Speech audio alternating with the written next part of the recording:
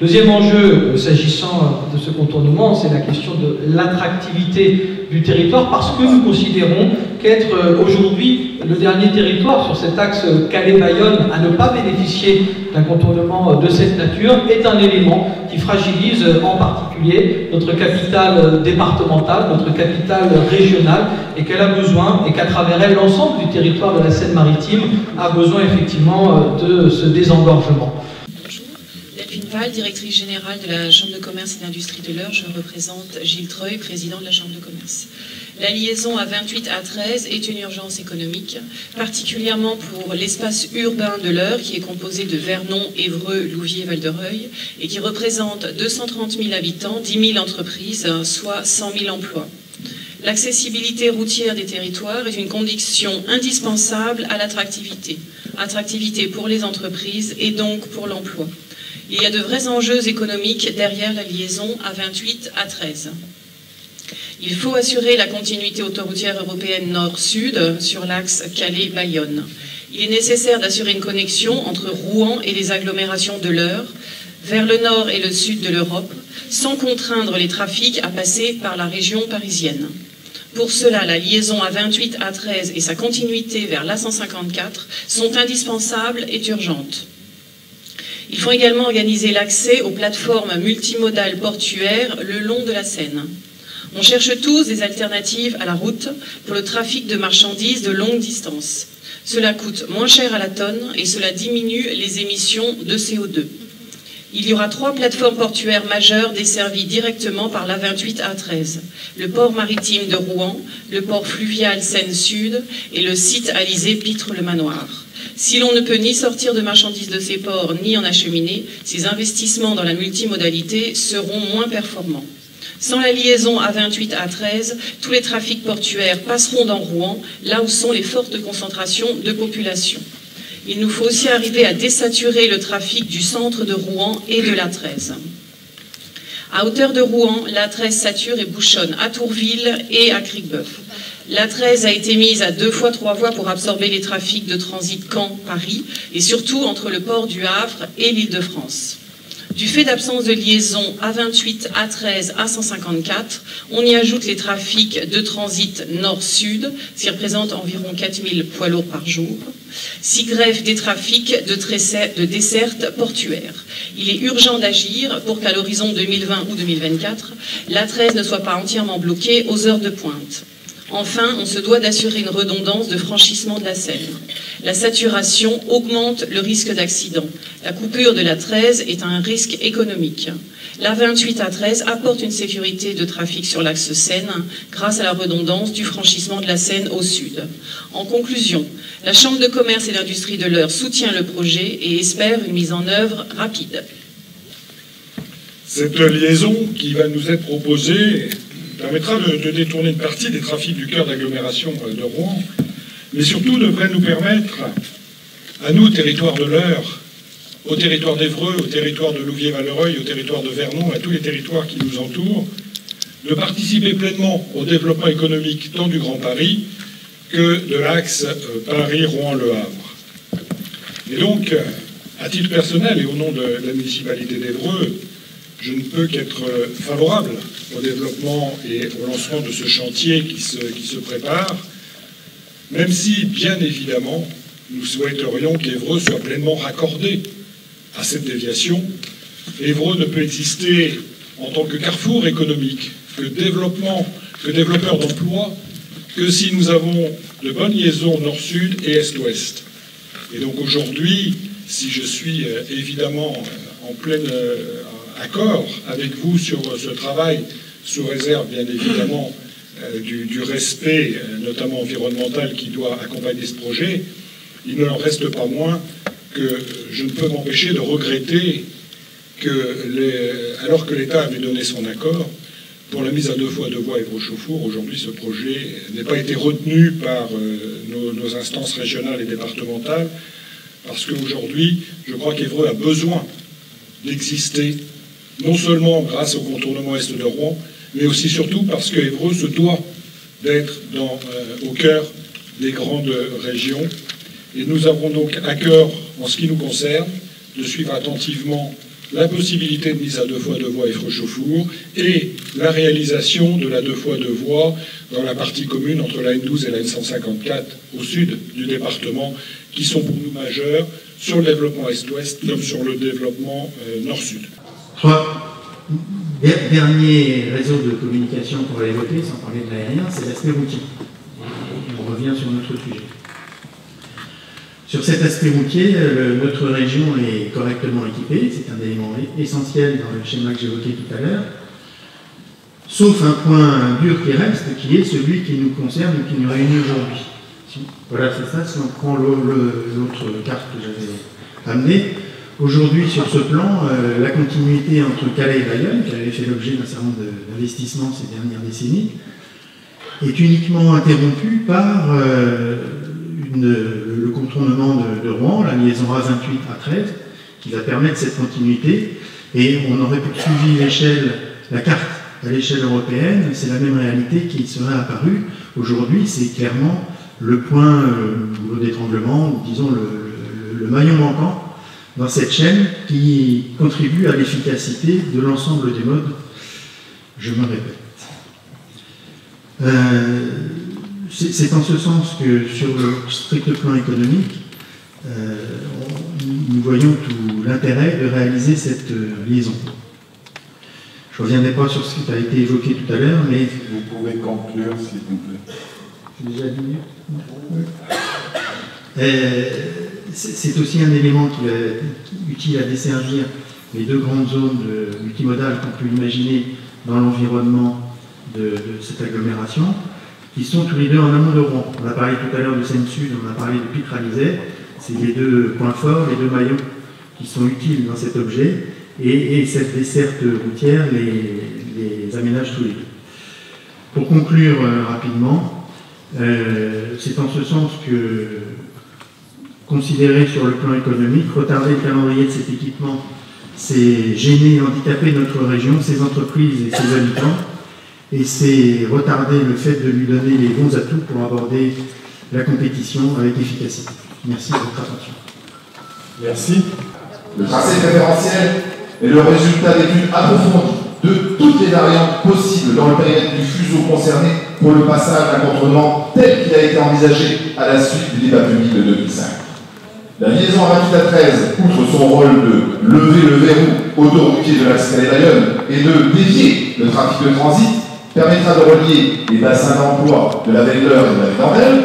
Cette liaison, connectée avec le barreau sud et la sud 3, outre son rôle de desservir rapidement le grand port maritime, représente un des chaînons essentiels de la future rocade autour de la métropole. Le Premier ministre, si vous pouvez conclure. Je vais terminer, j'ai 3 minutes. Suite au rapport d'Omnité 21, et malgré les quelques avis contraires évoqués dans ce rapport, a récemment porté le projet de contournement en première priorité. Il serait donc d'apprendre que ce projet soit suivi d'un avis défavorable au terme de cette concertation. D'autant que ce tracé préférentiel est le dernier susceptible de permettre de voir un jour la réalisation de ce contournement. Merci. Merci. S'il vous plaît. Il y a madame qui avait levé la main, voilà.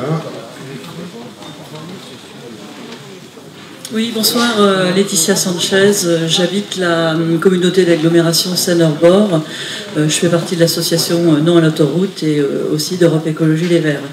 Donc moi je voudrais qu'on constate bien que le projet qui nous est proposé là aujourd'hui, ça n'est plus un simple contournement de Rouen en rocade gratuite comme c'était l'objet lors du débat de 2005.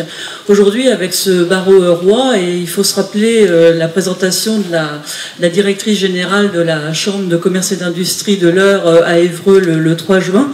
Ce qui nous est proposé là, c'est un triplement d'une liaison Calais-Bayonne, avec le projet plus tard de relier ça à une sorte de grand contournement ouest de l'Île-de-France par une A154, qui a pourtant été rejetée dans un précédent débat public comme trop onéreuse.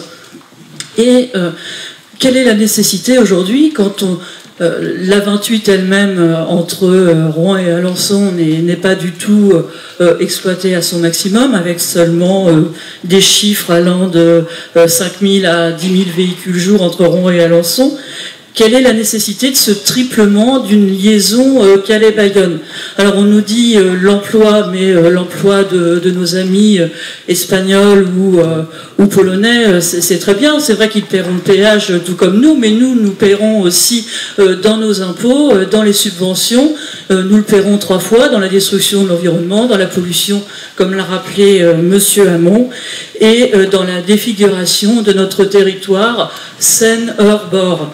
Voilà, monsieur Leroy l'a dit à Évreux, c'est vrai que ce projet, ce sera une balafre dans notre territoire. Alors, on nous dit que c'est pour désenclaver la vallée de l'Andelle, mais on le sait, ces autoroutes, qu'est-ce que ça fait? Ça délocalise les emplois, ça fait que les gens prennent cette autoroute pour aller travailler.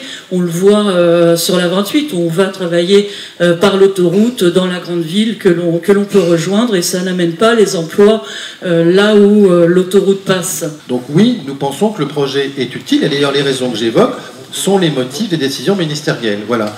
Vous ne trouverez pas dans ces motifs, madame, tout à l'heure vous l'avez évoqué, l'idée qu'on aille de Calais à Bayonne. Enfin, je veux dire, aujourd'hui, les motifs, M. Peignet les a exposés. C'est le désenclavement de la vallée de l'Andelle, c'est l'accès directement à Louviers et à Val-de-Reuil, voilà, c'est l'amélioration du cadre de vie de l'agglomération rouennaise au sens large, et c'est, de manière générale, c'est le développement économique. Voilà, donc voilà, il faut rappeler les objectifs de l'infrastructure. Voilà. Enfin, en ce qui concerne les mesures d'accompagnement, je vais aller au bout de mes réponses, parce qu'il y a eu des questions. Oui. Moi, je pense que ce contournement, c'est avant tout une danseuse que veulent s'offrir quelques élus qui sont intéressés par faire gagner de l'argent à des entreprises de travaux publics. Mais je reviens sur ce que vous venez de dire à l'instant. Vous venez de dire, non, il ne s'agit pas de faire passer des camions de Calais à Bayonne. Moi, je regrette, mais participant à de nombreuses réunions, la dernière fois, vous nous avez présenté cet axe Calais-Bayonne. C'est d'ailleurs, à mon avis, c'est tout l'intérêt de ce contournement. Et en fin de compte, c'est nous qui sommes dans la région qui allons payer des impôts, payer des impôts au niveau des collectivités locales, etc., supporter les nuisances, pollution, etc. Tout ça pour qu'il y ait des camions qui descendent de Calais à Bayonne pour l'emploi peut-être effectivement en Espagne ou en Allemagne ou en Pologne, mais c'est surtout pas dans notre intérêt. Merci.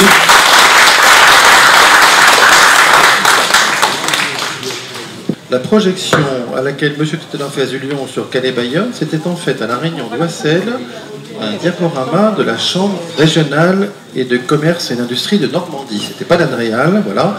Ça donnait le point de vue de la Chambre de commerce, de dire on y voit l'utilité d'avoir l'itinéraire Calais-Bayonne. Mais vous regarderez dans ce qui est sur Internet, tout ce qui est distribué, ceci n'apparaît pas. La raison principale du projet, tout à l'heure je l'ai rappelé, c'est d'améliorer le cadre de vie de l'agglomération rouennaise et d'assurer des liaisons directes entre l'agglomération rouennaise, Val-de-Reuil, Louviers, la zone de Pitre, le Manoir, la vallée de l'Andelle et les différents pôles d'activité économique, je dirais, qui sont dans la région proche. Voilà. Il n'est pas question de Calais-Bayonne, même si effectivement, à un moment donné, vu les réalisations sur d'autres sections autoroutières dans ce pays, on peut constater le résultat que ça fait. Voilà. Mais si vous avez là-dessus des indications à donner, vous pouvez vous adresser à l'auteur du diaporama, qui est la Chambre de commerce et d'industrie de Normandie. Voilà. Donc, Monsieur Desormeaux, qui est le président de la Chambre régionale de commerce et d'industrie, et Monsieur Dess, qui est le président du directeur général du Grand Port de Rouen. Voilà, quelques mots donc, sur votre point de vue sur ce développement économique et cette infrastructure. Merci, bonjour à tous. Le thème de la soirée, c'est le volet économique. Ça s'entend bien? C'est le volet économique, donc je vais partir et rester sur ce volet-là. Ça vous paraît peut-être un petit peu éloigné des préoccupations qui peuvent être les vôtres par rapport au territoire, l'implantation, les impacts, etc. Mais il m'a paru intéressant dans la situation d'essayer de donner un cadre, une vision des enjeux économiques de cette histoire. Le mode ferroviaire, notre région, Haute-Normandie et Normandie en général, a été assez mal servie, j'allais dire, ces 30 ou 50 dernières années. Je pense que tous les acteurs en ont conscience, publics, économiques, politiques, aujourd'hui, à tel point que dans les travaux de la Commission 21 l'année dernière et les choix du gouvernement, un investissement public important pour une liaison nouvelle Paris-Normandie est apparu comme prioritaire, y compris quand on se positionnait à l'échelle nationale, ce qui veut bien dire le décalage que subit notre région. Et c'est un élément qui nous handicape actuellement par rapport à la compétitivité du territoire. Sur le ferroviaire, les enjeux voyageurs et fret sont intimement liés, puisque l'amélioration sur les voyageurs, y compris avec des parties de lignes nouvelles, libérera des capacités pour le fret, pour les marchandises. Dernier réseau de communication qu'on va évoquer, sans parler de l'aérien, c'est l'aspect routier. Et on revient sur notre sujet. Sur cet aspect routier, notre région est correctement équipée, c'est un élément essentiel dans le schéma que j'évoquais tout à l'heure, sauf un point dur qui reste, qui est celui qui nous concerne et qui nous réunit aujourd'hui. Voilà, c'est ça, si on prend l'autre carte que j'avais amenée. Aujourd'hui, sur ce plan, la continuité entre Calais et Bayonne, qui avait fait l'objet d'un certain nombre d'investissements ces dernières décennies, est uniquement interrompue par le contournement de Rouen, la liaison A28 A13, qui va permettre cette continuité. Et on aurait poursuivi la carte à l'échelle européenne, c'est la même réalité qui serait apparue. Aujourd'hui, c'est clairement le point, le goulot d'étranglement, ou disons le maillon manquant dans cette chaîne qui contribue à l'efficacité de l'ensemble des modes. Je me répète. C'est en ce sens que sur le strict plan économique, nous voyons tout l'intérêt de réaliser cette liaison. Il y avait monsieur là-bas qui demandait la parole, monsieur ici. Monsieur. Bonjour, Arnaud Binard, j'habite à Saint-Pierre-de-Vauvray dans l'Eure. Alors on est voisins, nous on est de l'autre côté. On est très impactés, nous-mêmes, j'ai assisté dans l'Eure à des réunions, j'ai eu l'occasion de voir celle de Rouen. Tout d'abord, je suis étonné de voir qu'on ne parle pas. Je viens à un débat, qui n'est pas un débat, mais une réunion publique de concertation, qui concerne le contournement Est, et au fur et à mesure que le débat s'est tenu, les réunions publiques, j'ai noté qu'on ne parlait plus d'un contournement Est, et d'ailleurs ce n'était pas le projet 2005, que le barreau roi, M. Berg, a eu l'occasion de dire oui, il n'était pas dans le projet 2005, mais maintenant il est intrinsèquement, complètement imbriqué. C'était à la réunion des bruits. Et j'ai lu tout à l'heure sur les cartes, c'est une chose encore toute nouvelle, que ça allait être relié à l'A154. Je voudrais dire à tout le monde que l'A154 n'existe pas. Aujourd'hui, c'est une route nationale.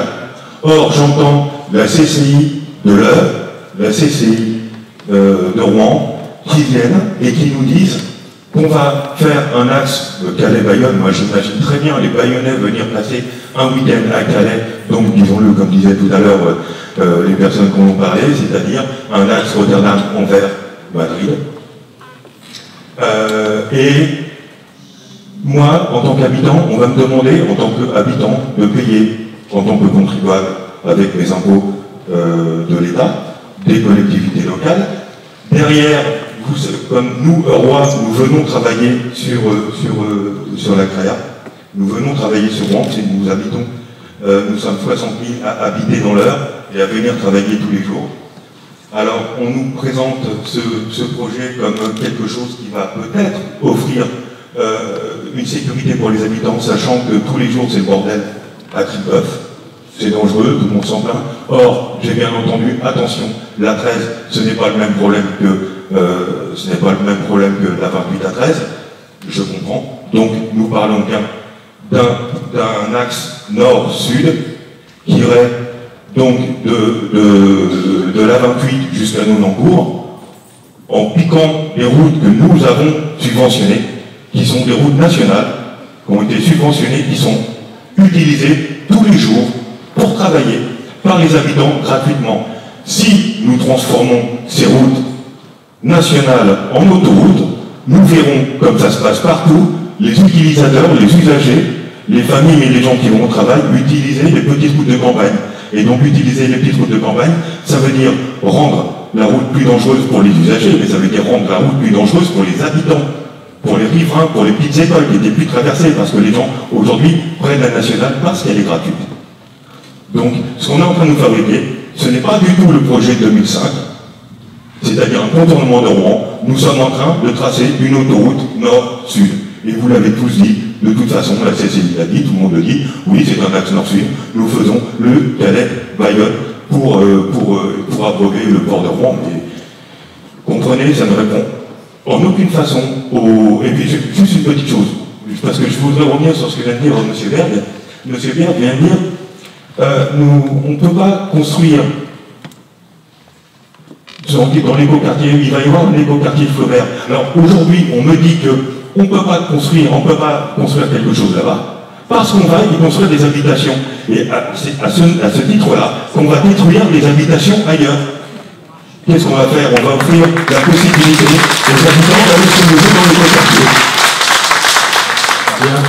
Donc pour moi, sincèrement, je vous le dis, ce projet que vous présentez n'a rien à voir avec le projet. C'est même pas un contournement. C'est un axe et une autoroute nord-sud. Merci bien. On voit nos habitants.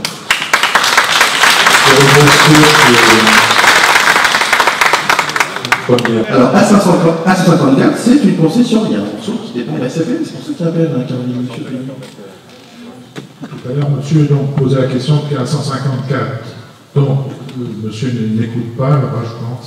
A154, donc c'est le tronçon entre Aquigny et Incarville qui se raccroche sur l'autoroute A13. Et c'était bien une concession, mais avec un péage, puisque vous avez évoqué tout à l'heure qu'il y avait des difficultés à Quillebeuf, parce qu'il y a des gens, effectivement, qui contournent le péage, et c'est bien parce que c'est une autoroute concédée, et c'est pas très long, effectivement. Ça a constitué la déviation de Mouvier dans le prolongement de la nationale 154, avant qui s'arrête, la nationale 154 s'arrête effectivement à Aquigny. Il y a un tronçon qui est concédé, que certains, effectivement, ne payent pas le péage parce qu'ils s'échappent pour emprunter la RD 6015. Mais c'est bien. L'autoroute A154, dans la région de Normandie, elle existe. Tout à l'heure, permettez, s'il vous plaît. Donc, je aussi, en aucun cas, effectivement, il s'agit de transformer une route nationale en une autoroute concédée. Nulle part dans le projet, ça n'existe. Il était à la CNDP en 2009. Rapidement. Il y a aussi une autre précision qui est donnée, parce qu'il y a un chiffre faux qui a été donné, donc quand c'est faux, il faut rectifier. Donc ça coûte pas 1,2 milliard, ça coûte 1,05 milliard. Et les accès définitifs du pont Flaubert, ça coûte pas, monsieur le maire, 250 millions d'euros, ça en coûte 200. Voilà, il faut juste rectifier le chiffre. Je rejoins ce que vient de dire tout à l'heure quelqu'un. Il a bien été dit à la réunion à Évreux qu'effectivement c'était un couloir entre Calais et Bayonne. Mais je confirme que c'est la Chambre de commerce qui l'a dit. C'est la Chambre de commerce qui l'a dit, mais enfin ça a été dit et personne n'est revenu dessus. Donc voilà, ça c'est le premier point. Le deuxième point, pour redire encore une fois, puisque ça fait plusieurs réunions, moi c'est la deuxième ou troisième que je viens, à laquelle je participe, pour redire encore une fois la position d'un certain nombre d'élus du secteur, c'est-à-dire nous sommes une petite dizaine ici autour de ce barreau au roi, qui sont opposés à ce tracé autoroutier à péage avec un viaduc. On n'en veut pas. Ce que nous souhaitons, et ça fait des années que nous le proposons, ce que nous souhaitons, c'est effectivement une voie qui traverse ce secteur, emprunter les voies existantes, faire un pont classique à 2 voies, qui permettra de désengorger le pont de Pont-de-l'Arche, qui permettra d'irriguer le territoire, puisque nous avons besoin surtout d'irriguer le territoire. Tout à l'heure, monsieur parlait d'entreprise, et on est bien d'accord, mais la vallée de l'Andelle, qu'est-ce que vous voulez que je vous dise, moi? Vous prenez la vallée de l'Andelle, il faut peut-être faire quelque chose là aussi. Mais pour irriguer la vallée de l'Andelle, il faut bien que nous ayons une route classique qui permette d'accéder de ce côté. Pareillement, vers Igoville et Alizé. De l'autre côté de la Seine, il y a la déviation de Pont-de-l'Arche-et-Ban. Il faut aussi qu'on puisse la prendre. Et de l'autre côté, c'est Léry, Val-de-Reuil, Le Vaudreuil. Donc si on arrive à irriguer ce territoire avec une voie classique, des voies existantes, puisqu'il suffit de les améliorer, de faire un pont classique, gratuit, je veux dire, ça suffit et ça va peut-être faire le bonheur de tout le monde dans ce secteur. On n'a pas besoin d'avoir une autoroute à faire.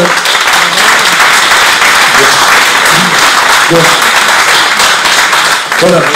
Le tracé choisi par le comité de pilotage est le plus logique, puisqu'il est pratiquement en ligne droite. Il va donc relier le nord de Rouen, l'autoroute A28, et dévier depuis l'autoroute A28 une partie du trafic qui jusqu'alors s'engouffrait dans Rouen, et ensuite descendre, j'allais dire, le long du méridien de Louviers, sur un axe nord-sud, pour franchir la Seine au manoir sur Seine, et reprendre ensuite par Léry-le-Vaudreuil et atterrir, si je puis dire, au niveau du carrefour des Clouets à Incarville. Et là, nous aurons l'avantage de voir l'axe de la Seine, l'axe est-ouest de la Seine, complété par un axe nord-sud, qui va se dérouler jusque le long de la fameuse route du blé, Évreux, Dreux, Chartres, Orléans, par la RN 154.